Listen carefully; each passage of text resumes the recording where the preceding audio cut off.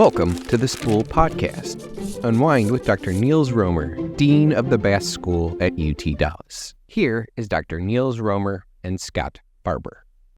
Nils, you're a German historian and a Jewish culture historian. That's right. Let's find out about you now. Born in the 60s, Hamburg, Germany.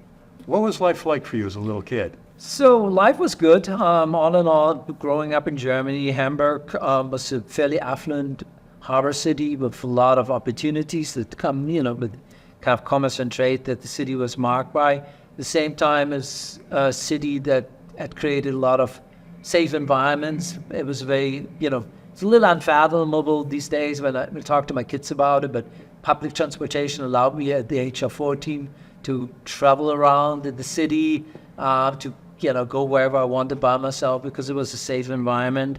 It was a great experience growing up there, but it was also, to me, in the end, I always look back and say, maybe growing up in a city with a big harbor was something, and I was fascinated by the harbor very early on, and the boats and the ships and all that, but it was always a little bit about the world beyond it. So it was always to me that the city itself and its own culture had always been shaped also by that which was beyond. And to me, therefore, the fact that I ended up moving a lot around and living in many different places and being home now here, maybe is not so coincidental because of that fascination of the... At your early age, did your folks kind of realize that you're yearning to go beyond? In different ways, probably. The big yearning in my family was, my family was a simple working class family. And so there was nobody who ever went to high school in my family, neither my grandparents or my parents, no cousins. And so the big yearning, the family at some point had decided that I would be the one. And I had all along decided that I was going to be the one at the age of 10 or so. And so I think that was the first kind of thing, like reaching into something that seemed like new and different, and that would open up, hopefully, new opportunities. So as you were thinking about yourself and the future and everything, what were your hopes and dreams? It was never that clear. There was something that fascinated me about history early on. I mean, remember, again, I grew up in Germany with a very, very complicated past. So therefore, studying history became something really empowering, something that gave me a sense of who I was, what my society was, what my country was, but also a way to be slightly rebellious and something critical. I embraced that side quite a bit. And so therefore, it was something that I studied, but also something that gave me a voice and kind of place to be. Now, did your parents and grandparents kind of tell you about the history of Germany? Yes, they did. That was really, really important to both sets of parents as well as grandparents early on to share that, in particular once they started to understand that. And this happened really early on, that I was really, really interested in that. Yeah. Now, I know that you did a lot of traveling, and in Europe, it's easy to get around to other countries. It's easy to get around. It's like going from state to state in the United States. Kind of, yeah. So were you enamored with anything? I was. I mean, just early on, age 14, 15, my parents were running that educational agenda, and therefore they sent me to England when I was like 14 to stay with an English family, and then later to France to stay there with families. Those were great opportunities, and I had lots of fun along with it. But also, the other realization was, being in a place where everyone recognized that you're not from there. Right. And then also recognizing that speaking German was something that, was perceived in particular in both England and in France at times by people that, was still complicated because it reminded them of obviously the Second World War. And therefore understanding very quickly that there was something about me which didn't come from me, not anything that I had done, but that, however, very clearly shaped how I was seen by others. And so I think that was a really, really important realization for me. What was high school life? High school was lots of fun in different ways. I went to a high school close by. All my friends lived in the vicinity. We could get around everywhere on our bikes. High school was, all out, if you grew up in Germany at the time, you have access to everything, you can do everything.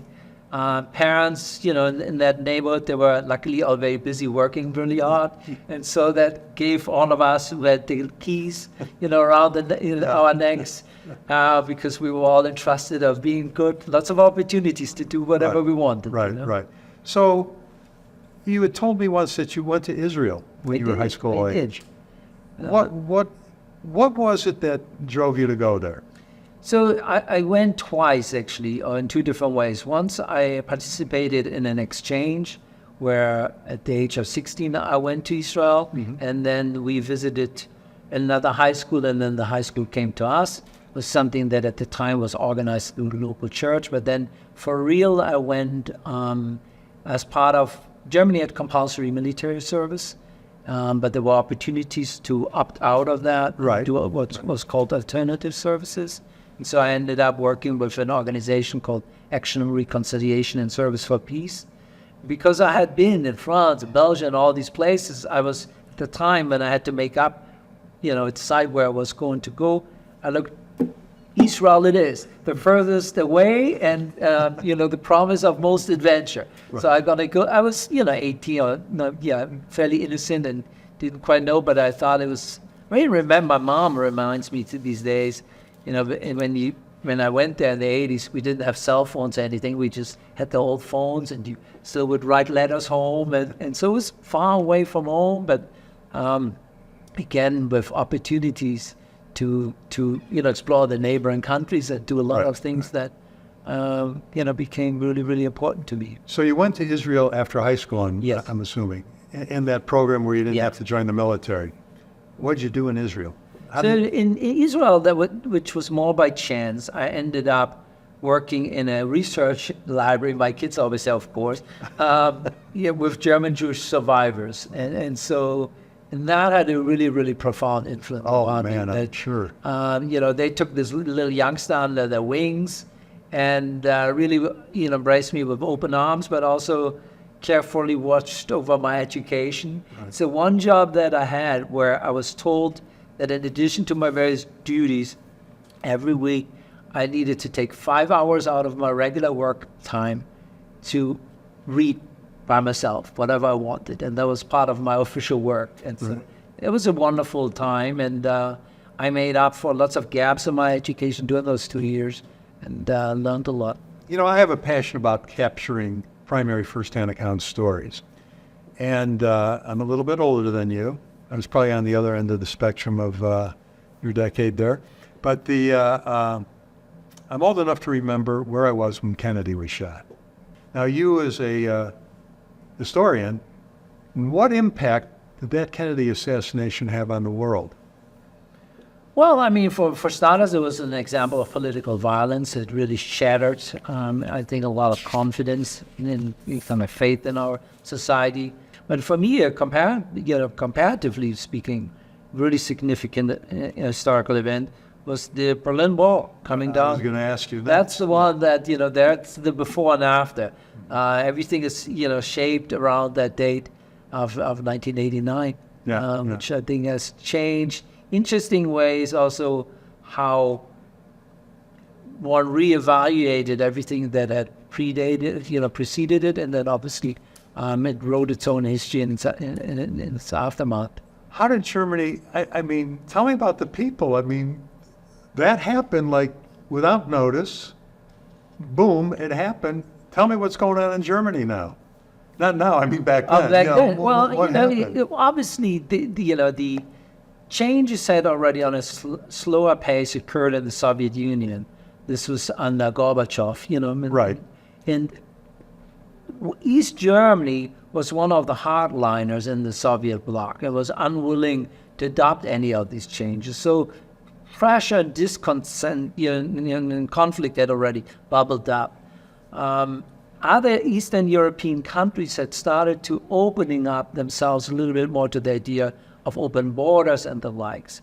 And so in the summer of 89, at some point, East Germans realized that they were able to travel to Hungary, and that Hungary had opened the border to Austria, and that if you do a little bit of geography, you go to Hungary, you go to Austria. From Austria, you can go to West Germany. And so where there was one, there were 10. Where there were 10, there were 100. And all of a sudden, there was a stream of people coming, escaping, so to speak, the GDR, the communists, trying to escape. And that exerted tremendous pressure, together with demonstration in East Germany, upon the government.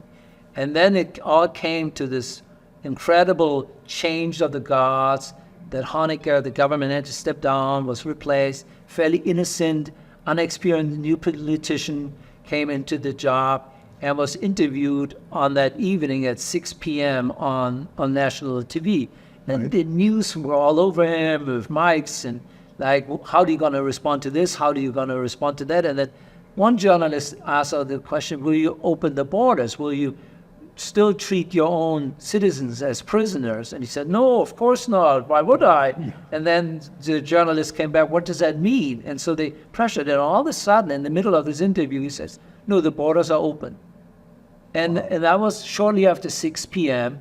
And everyone must have opened their doors and stormed in the direction of the border. And so then the question was, since this was not, pre-planned, would the guards shoot? Because they had shooting orders. Right. But these masses of people keep coming to the borders and crossed without any problem. By midnight, the West German newspapers announced the end of the war. So it had come down just like that, which seems, unfathomable, actually, that a historical event of that magnitude could have just happened that way. But I think enough tension and conflicts had bubbled up. So, as we say, it was right for this. Right. But that it happened in the ways that it did, it's just incredible. It's interesting to me, 89, 35 years ago. It seems so long ago, but yet 35 years ago isn't that long ago. That's right. When you talk in terms of all these historical events we've been talking about. So it's incredible. How did the people, did they instantly accept each other? East Germans accept West Germans and vice versa? It was a complicated process. It was not just a question of whether the Germans, the East and the West, would accept each other. I mean, they also didn't think about all of them in one way. My generation, for example, we grew up with two countries. And so any idea of there to be, again, one German soccer team, one German Olympic team, would have always smacked of some weird revisionist politics. So at first we were like, whoa, what is it that we're looking at here?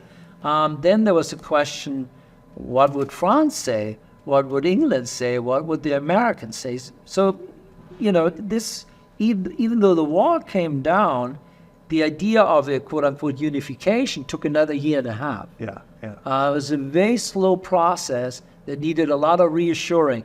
And to this day, there are still distinct differences, social economically speaking, but also culturally speaking, because people still have very different memories. I mean, their own lives are tied and their memories are tied. When they were married and when their children were born, which still occurred maybe in a time before 89. And so I think it's not all one big blend of sorts that has already fully come together in some areas more than in others. Okay. After your time in Israel, college it was. I went back again to Hamburg because it had been so good to me all along, and my parents were really happy to have me finally back. I had begun studying, and so I returned to my studies again, which was history, philosophy, and literature. My parents, early on, being first generation, they had pleaded with me to study economics as a minor, and so because they thought, what are you going to do with history? They were supportive, very sweet. I would never say otherwise. But my father in particular was like, study economics as a minor. I said, okay. So I did it for a year and a half, and then I pleaded, and I waved my white flag and I said, no more. I cannot take this any longer. Yeah. And so by the time I came back, we had all signed up doing all the promising fields only, meaning history, philosophy, and literature. Right. And those are the three that I studied, graduated, got my MA, but then became restless and, thought like, okay, I had, grew up in Hamburg, went to school, studied there, and I was looking for something else.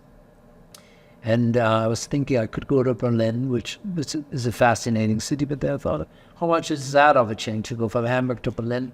And then through a string of really, really lucky coincidences, I ended up at Columbia University. So was the United States even on your mind at any point yet? You know, I was a passionate European. I was fascinated by France, by Belgium, by Spain, by Italy, all of that, and I traveled quite a bit across these places. The U.S. I visited, more extensively during my first college year. Actually, not the U.S., but rather Canada. And it's, I was at that point I was really interested of coming to see the United States, of traveling as well. But I was looking for a way to travel abroad, which was kind of would stay with my financial means, and that shaped the conversation in particular ways. I was looking for, as a student, for opportunities to go abroad, and there were lots of internship opportunities. They all had one thing in common: they all paid poorly, with the exception of one, and the one was in Canada, tobacco picking. And so tobacco picking. So I went to Canada for 3 months to be on a farm, pick tobacco every day, and then had all that money. And then with that money, I traveled across Canada, and then to California, and then a little bit around. And it was a tremendous experience. Not the tobacco picking, but the travel. I'm going to say that the students that see this are going to look at you in a whole new light now. Tobacco packing, It's tough. It's actually really, really tough work. Oh, absolutely. And to say that I was unprepared for it is an understatement. I was really not quite ready for this. But hey, you gotta try it out. So, what were your impressions of the United States? For me, going back again to what I just said earlier, Germany was, in the end, for me at that point, still a country very much shaped by its past. Mm-hmm. And I had a really excited and enthusiastic, maybe slightly naive view of America being better in all possible ways, and really being open in a place where you could more likely find yourself and be yourself in whatever ways you wanted. And that's exactly what it became for me, actually. And I thought about this quite a bit over the years, that for me, living ultimately in a country where was someone who came from elsewhere, was actually the most liberating experience I've had, because I could finally become who I wanted to become, and keep doing it, and changing that for as much as I want. So, your family, you were the first to go to high school. Mm-hmm. Did you understand the significance of where you went to college in the United States? No, I mean, that's why, sometimes you got to go with your opportunities. So the story is actually a good one, so I'll just share it with you. So I was in New York doing already a little bit of research for what would become hopefully my dissertation, and met a friend who worked as a part-timer in the history department of Columbia as a secretary. And so I met with her and told her about what I was looking for, and told her that there is this guy at Columbia who had written this extremely important book that impressed me. And she said, "Why don't you read it?" I said, okay, why not? I mean, I had no concept whatsoever of this. So then, make a long story short, I met him, and we talked for about an hour, and at the end of it, he said, "Why don't you apply?" And then I grabbed the application forms, went back to Germany, and to this day think, I had to take the GRE, and to this day, I'm convinced that they never looked at my GRE results, because otherwise they would have never accepted me. It was the most horrendous, torturous experience for me, because my English was terrible, I couldn't figure out the math, and I had never taken a standardized test, and I was cranky because the only last day to take the test in order to make the deadlines was in Berlin, and I had driven through the night, arrived in the morning to take this test, and I was thinking, surely this is the end of it, but it wasn't. And so wow, they must have thought this was so bad that they must have thought there's something wrong about this test. We can't take it at face value. You can't, be actually that someone did as poorly as this kid did. So that may have been my saving grace. Well, take me from Columbia to how you wound up at UTD. So, first of all, I had to spend a little bit of time there, and then I ended up getting my PhD in 2000. Then hit And where was that? at Columbia. At Columbia, okay. Then, hit the job market, was looking for opportunities. At the time, I felt I had done quite a bit of years now in the U.S. I was doing something that required extensive work in German archives. And I ended up with a job in England, where I lived for the next 6 years. Sometimes you get lucky. I got a great education in teaching there, had good opportunities to do my research, was close again to Germany, so it was easier to travel back and forth, enjoyed the benefits of the English system, meaning I got tenured right away. Mm-hmm. And then after 6 years, I applied to UT Dallas and, came in 2006 and here you are. Have never looked back. I mean, I always joke around that my timing was perfect because in 2006, the university had around 14,000 students. And these days we have over 30,000. So I came in right at the time, I think, when a lot of things happened. And a lot of things then therefore also started happening to me because this is a very dynamic, constantly growing place, which by its nature, therefore, also creates opportunities then for people who are here,